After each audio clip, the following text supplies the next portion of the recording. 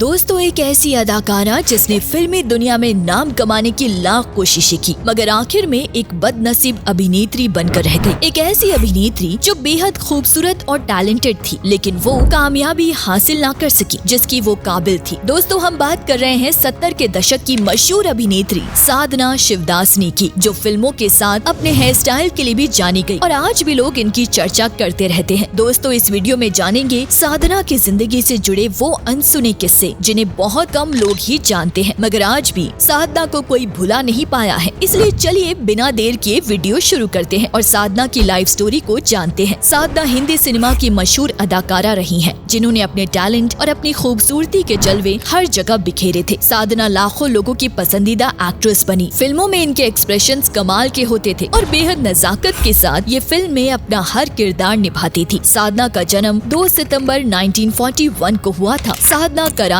सिंध, पाकिस्तान की रहने वाली थी। साधना का अभिनेत्री बबीता से भी ताल्लुक रहा है। दरअसल बबीता के पति हरी शिवदासनी इनके पिता के भाई लगते थे, जिस हिसाब से बबीता और साधना आपस में चचेरी तहेरी बहने लगती थी। साधना ने 1958 से फिल्मी दुनिया में कदम रखा और लगातार कई सालों तक फिल्मों में काम किया और 1977 में इन्होंने फिल्मों से दूरी बना ली। बताया जाता है कि साधना अपने माता पिता की इकलौती संतान थी। इनके कोई दूसरा भाई या बहन नहीं थे। 1947 में जब भारत और पाकिस्तान का बंटवारा हुआ था, तब साधना का परिवार कराची छोड़कर मुंबई आ गया था और तभी से इनका परिवार मुंबई आकर रहने लगा। दोस्तों, कहा जाता है कि साधना का नाम इनके पिता ने बड़े प्यार से रखा था। साधना को ये नाम अभिनेत्री साधना बोस से मिला। साधना बोस भी एक जानी मानी अभिनेत्री थी जो इनके पिता की पसंदीदा अभिनेत्री थी और इन्हीं के नाम पर इन्होंने अपनी बेटी का नाम साधना रखा। और कमाल की बात ये है कि ये साधना भी आगे चलकर एक मशहूर अभिनेत्री के तौर पर उभरी थी। साधना को उनकी मां ने लगभग 8 वर्ष तक घर पर ही पढ़ाया था और बाद में इनका स्कूल में दाखिला करवाया। साधना के फिल्मी करियर की बात करें तो साधना ने बहुत कम उम्र से ही फिल्मों में काम करना शुरू कर दिया था। सबसे पहले साधना राज कपूर की फिल्म श्री 420 के गाने इचक दाना बिचक दाना में नजर आई थी। हालांकि इसमें इनका रोल बहुत ही छोटा था। साधना इस गाने के केवल कोरस में ही नजर आई थी। इसके बाद साधना एक सिंधी फिल्म अबाना में दिखाई दी थी। इस सिंधी फिल्म में एक्टिंग करने के लिए साधना को 1 रुपए की टोकन राशि दी गई थी। दोस्तों, फिर एक बार प्रोड्यूसर शशाधार मुखर्जी की नजर मैगजीन में छपी साधना की तस्वीर पर पड़ी, जहां पहली ही नजर में प्रोड्यूसर को साधना पसंद आ गई और वो अपनी फिल्म के लिए उन्हें साइन करना चाहते थे। साधना के लिए भी ये मौका उनके लिए गोल्डन चांस साबित हुआ और यहाँ उन्हें लव इन शिमला फिल्म में काम करने का मौका मिला। साधना के लिए फिल्म उनके करियर का टर्निंग पॉइंट भी रही, क्योंकि यहाँ से साधना को काफी पहचान मिली और वो एक मशहूर अभिनेत्री के तौर पर सामने आई। 1960 में आई लव इन शिमला साधना की पहली बॉलीवुड डेब्यू फिल्म थी और इनकी पहली ही फिल्म सुपर हिट भी रही। इस फिल्म में साधना के अपोजिट जॉय मुखर्जी मुख्य भूमिका में थे। लोगों को इस फिल्म में साधना की एक्टिंग काफी पसंद आई और दोस्तों, एक्टिंग से भी ज्यादा यहाँ जनता को उनका अलग लुक बेहद पसंद आया था। दरअसल इस फिल्म में साधना ने अपना एक अलग हेयर स्टाइल रखा, जो आज तक उनके नाम से मशहूर है। साधना की हेयर स्टाइल सभी को काफी पसंद आई और इनकी इस फिल्म के बाद ये हेयर स्टाइल इतना ज्यादा चलन में आया कि हर कोई साधना कट में नजर आता था। जबकि दोस्तों, साधना के इस हेयर कट के पीछे का भी एक अनोखा किस्सा है। बताया जाता है कि इस फिल्म के डायरेक्टर R.K. नैयर को साधना का माथा काफी ज्यादा चौड़ा लग रहा था। वैसे तो इस बात में कोई शक नहीं कि साधना काफी खूबसूरत थी, मगर डायरेक्टर का मानना था कि अगर उनके चेहरे पर थोड़ी सी जुल्फे बिखेर दी जाए तो साधना और भी ज्यादा खूबसूरत लगेंगी और उनका चेहरा और भी ज्यादा आकर्षित हो जाएगा। बस इसी वजह से साधना के बालों का स्टाइल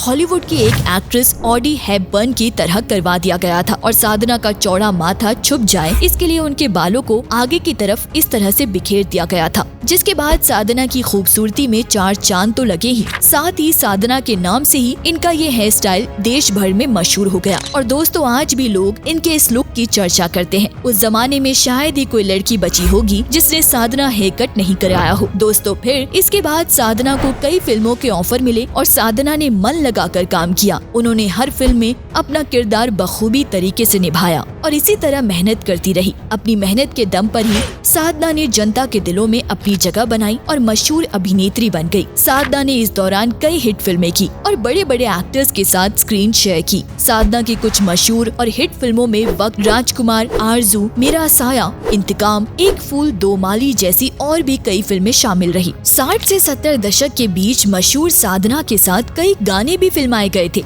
जिसमें तू जहाँ जहाँ चलेगा लग जा गले, झुमका गिरा रे बरेली के बाजार में शामिल है, जो आज भी लोगों के बीच काफी पॉपुलर है और लोग अक्सर इन गानों को गुनगुनाते रहते हैं। इस तरह साधना अपनी फिल्मों और अपने गानों दोनों के लिए ही मशहूर रही। मगर दोस्तों, बताया जाता है कि साधना ने अपने फिल्मी करियर में जितनी ज्यादा मेहनत की उन्हें उतना फल नहीं मिला। निराशाजनक बात ये रही कि कई फिल्मों में बेहतरीन एक्टिंग करने के बाद भी साधना को कभी कोई अवार्ड नहीं मिला। सिर्फ अपने करियर के आखिर में साधना को लाइफ टाइम अचीवमेंट अवार्ड से नवाजा गया था। ये अवार्ड इन्हें आईफा की तरफ से फिल्मी करियर छोड़ने के 8 साल बाद मिला था। साधना ने अपनी एक्टिंग से लाखों लोगों के दिल तो जीत लिए थे, मगर अवार्ड उतने नहीं जीत पाई जिनकी वो हकदार थी, और यही बात उनके फैंस को हमेशा से ही खटकती रही है। तकरीबन 30 फिल्में करने के बाद साधना ने फिल्मी दुनिया से दूरी बना ली। ऐसा इसीलिए क्योंकि उन्हें फिल्मों में साइड रोल के ऑफर मिल रहे थे, मगर वो फिल्मों में साइड रोल नहीं करना चाहती थी। वो हमेशा ही फिल्मों में मुख्य भूमिका में नजर आना चाहती थी, और जब उन्हें अपने मुताबिक फिल्मों में काम नहीं मिला तो उन्होंने फिल्मी करियर से ब्रेक लिया और लाइमलाइट से दूर रहने लगी थी। दोस्तों, अब साधना की पर्सनल लाइफ की बात करें तो साधना इतनी खूबसूरत थी कि हर कोई उन पर जान छिड़कता था, मगर साधना जिसे पसंद करती थी वो कोई एक्टर नहीं बल्कि एक फिल्म डायरेक्टर थे। जी हाँ, साधना अपनी पहली फिल्म के डायरेक्टर आर.के. नैयर को अपना दिल दे बैठी थी। बताया जाता है कि उस वक्त साधना की उम्र मात्र 16 साल थी और डायरेक्टर नैयर 22 साल के थे। दोनों ही एक दूसरे को पसंद करते थे और साथ में कुछ वक्त बिताने के बाद दोनों ने शादी करने का फैसला किया। साधना और डायरेक्टर आर.के. नैयर 1965 में शादी के बंधन में बंधे। दोनों ने साथ में खुशहाल जीवन बिताया, मगर अफसोस की बात ये थी कि साधना के कोई संतान नहीं हुई। साधना के परिवार में साधना और उनके पति नैयर ही थे और आर.के. नैयर 1995 में दुनिया छोड़कर चल बसे, जिसके बाद साधना पूरी तरह से अकेली पड़ गई थी। साधना ने फिल्मों से भी दूरी बना ली थी और उनके परिवार में भी उनका ध्यान रखने के लिए कोई नहीं था, और इतनी मशहूर हस्ती होने के बावजूद साधना को बुढ़ापा अकेले ही काटना पड़ा था। पति के गुजर जाने के बाद साधना की जिंदगी में बहुत उतार चढ़ाव आए, जिनका सामना साधना को अकेले ही करना पड़ा था। और जैसे जैसे उम्र बढ़ रही थी, साधना वैसे वैसे बीमार भी पड़ती जा रही थी।